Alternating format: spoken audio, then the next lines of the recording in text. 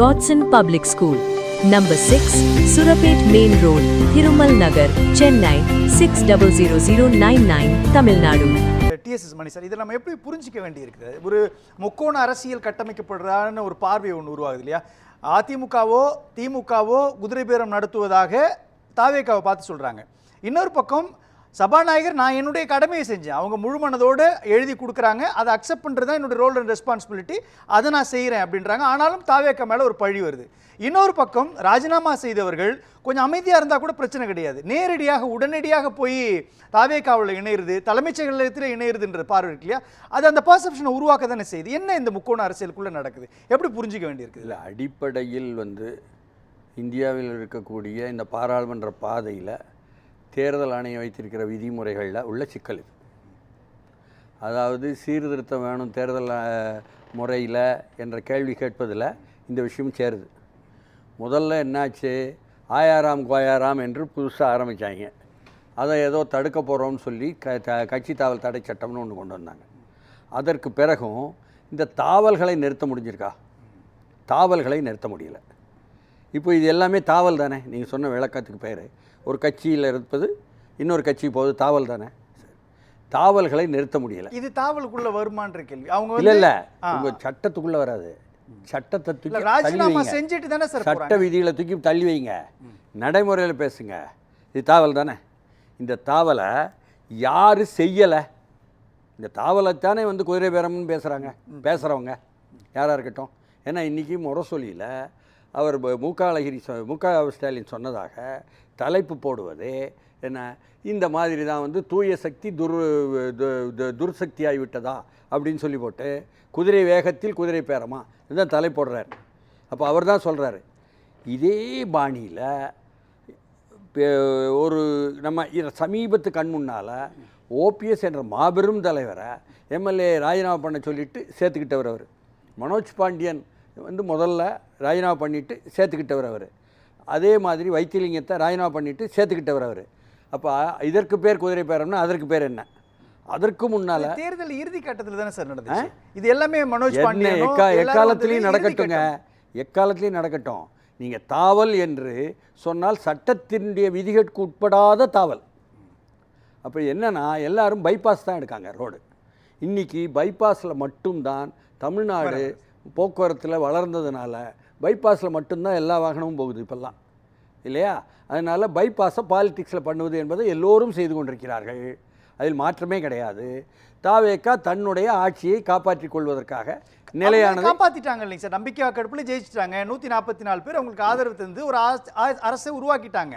ஆனால் இப்போ ஏன் அதை செய்யணுன்ற கேள்வி இருக்குல்ல. அந்த எண்ணிக்கை விஷயமெல்லாம் அவர் பாண்டியன் சொன்ன மாதிரி உள்ள எண்ணிக்கை தான் விவரம், புரியுதுங்களா? அதனால் எண்ணிக்கையில் மறு உறுதி அவர்களுக்கு நிச்சய உறுதி என்பது தங்கட்சியாக இருந்தால்தான். அதனால் தன் கட்சிக்காரங்க ஒரு 120 கொண்டு வந்துட்டா, 119 கொண்டாந்துட்டா, 118 கொண்டாந்துட்டா ஒரு நிம்மதி இருக்கும். சொன்ன மாதிரி அமைச்சரவையில் பொறுப்பெடுக்க வைப்பது என்பது ஒரு உத்தரவாதம்.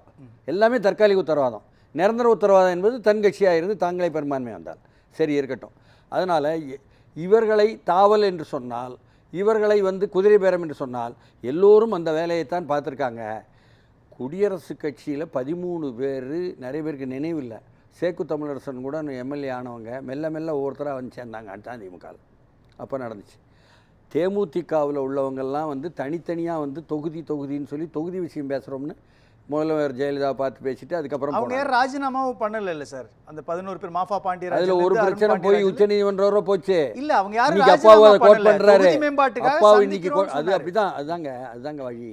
இது ஒவ்வொரு பைபாஸுங்க, இது சின்ன பைபாஸ். சார் ரெண்டு கேள்வி சார். ஒன்று, இதற்கு முன்பு யாரும் ராஜினாமா பண்ணிட்டு போய் சேரல, ராஜினாமா பண்ணிட்டு போய் சேர்றாங்க, மனோஜ் பாண்டியன் செஞ்சாங்க. இல்லைங்க சார். ரெண்டாவது புள்ளி இதற்கு முன்பு இருக்கக்கூடிய பாஜகவோ அல்லது திமுகவோ ஒரு தவறை செய்தார்கள் அப்படின்னா அதை தாவேகா செய்யணும்னு என்ன இருக்குது?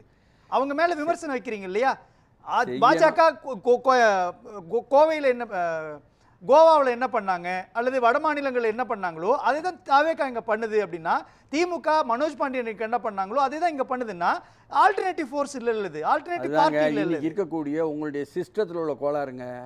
அதாவது கட்சித்தாவல் தடை சட்டம் கொண்டாந்தீங்க, 2/3 சொன்னீங்க. அந்த 2/3 போகாமல் இருந்தால் என்ன செய்யலாம்? அதற்குள் இப்படியெல்லாம் வரும். அப்பொழுது எப்படி தக்க வைத்துக் கொள்வது? அதற்குள் இப்படியெல்லாம் வரும். எல்லாமே பைபாஸ் பாலிடிக்ஸுங்க. Parliamentary politics change to bypass பாலிடிக்ஸுங்கிறேன் நான். புரியுதுங்களா? அதான் இங்கே பைபாஸ் பாலிடிக்ஸ் தான் நடக்குது. அதனால் 1000 ரூபாய் ஓப்பனாக கொடுத்தாங்க திமுக என்பதும், அப்போ அங்கே வந்து அதே மாதிரி 1000 கொடுங்கன்னு சொல்லிவிட்டு எடப்பாடியார் கொடுத்ததோ, அது 2000, 3000, 5000, 10,000 கொடுத்ததோ, இதெல்லாம் லஞ்சம் கொடுத்து வாக்காளர்களை வாங்குவதும் குதிரை பேரம் தானே. எல்லாருமே குதிரை பேரன்னு உத்தரவு குத்துதானே, அவங்க கட்சிக்கு தகுந்தாப்புல குத்திக்கலாம். எல்லோரும் அந்த வேலையை தான் செய்கிறாங்க. அதில் காசு வாங்காமல் காசு கொடுக்காமல் வந்துட்டாங்க ஒரு ஆட்சி.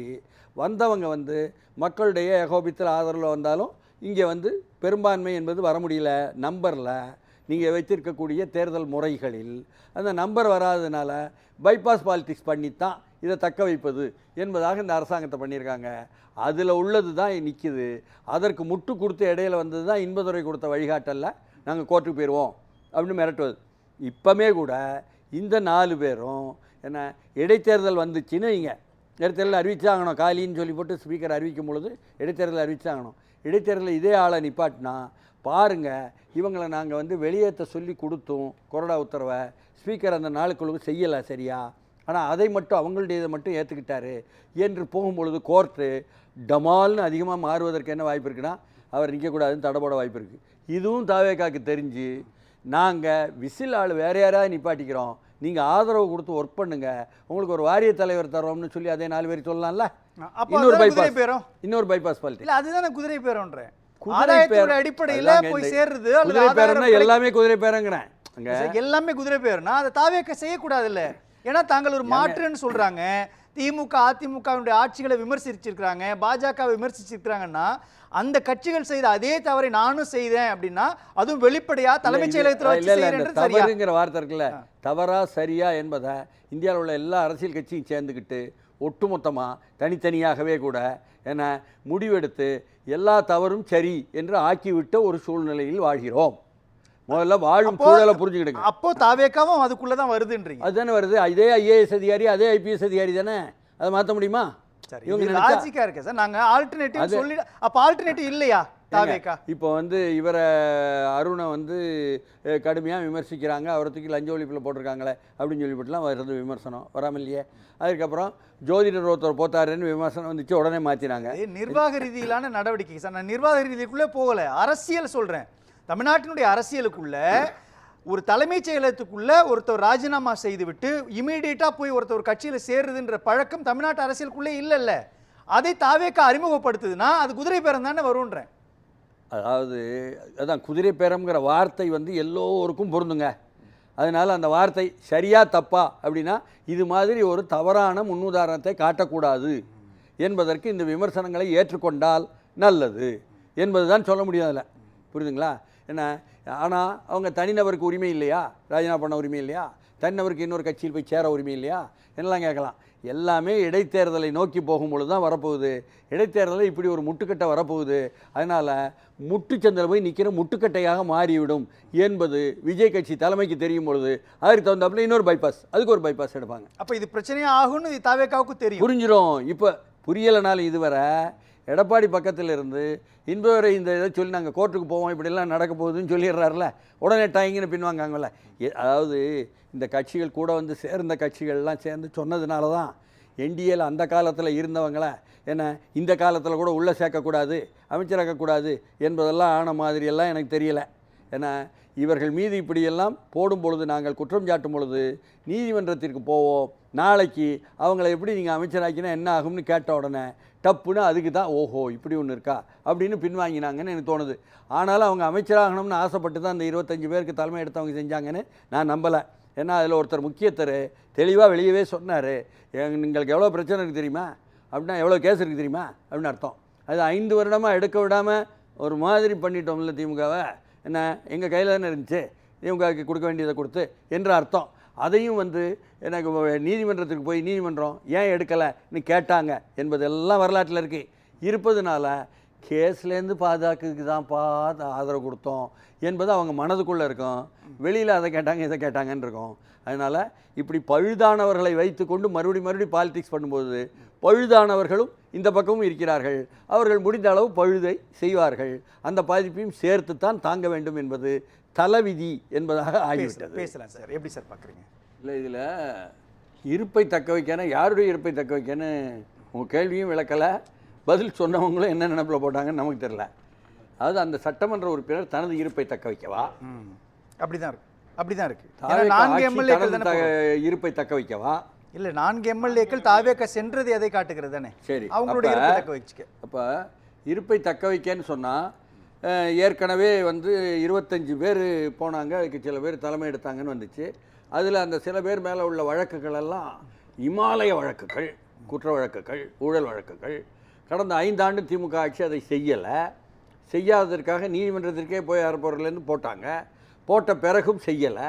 அப்போ புதிய ஆட்சி வந்த பிறகும் அதே மாதிரி எங்கள் மேலே கேஸ் வரக்கூடாது, என்ன அந்த கேஸில் தண்டிக்கப்படக்கூடாது என்று இருப்பை தக்க வைக்கவா? நமக்கு தெரில. அப்புறம் இன்னொருத்தர் அதே மாதிரி வந்தவர் அமமுக போனார், அப்புறம் அதிமுக வந்தார். அவர் செய்யக்கூடிய வணிகத்திலும் என்ன வந்து சேரவில்லை, என்ன முழுக்க பாதாள சாக்கடை கான்ட்ராக்ட் தமிழ்நாடுங்கும் எடுத்து செய்தார். அதற்கான வேலை செஞ்சதுக்கு காசை கொடுக்காமல் இருந்தது அரசாங்கம். அது இன்னும் சேரவில்லை. ஆட்சிக்கு யார் வந்தாலும் அதை வாங்க வேண்டுமே என்று இருப்பை தக்க வைக்கவா? இந்த இருப்பை தக்க வைக்க என்பது இவ்வளவு கேள்விகளை உருவாக்கிடுச்சு. அதனால் இதில் எல்லாருமே தங்கள் இருப்பை தக்க வைக்க முடியாது என்பது நாம் எடுத்த விவாதங்களில் அழகாக ஒவ்வொருத்தர் எடுத்து சொன்னபடி சட்டப்படி இன்பதுரை வழக்கு போடுவோம், நீதிமன்றத்துக்கு போவோம், இப்படி தண்டனைக்கு வாய்ப்பு இருக்குது என்று சொன்னதன் மூலம் புரிந்து கொண்டு விடுவார்கள் ஆட்சியில் அமர்ந்திருப்பவர்கள். அதனால் இவர்கள் இருப்பை தக்க வைக்க எடுத்தோம் முயற்சி அவசரப்பட்டு அதையும் தக்க வைக்க முடியவில்லை என்பதுதான் தீர்வு. நன்றி சார்.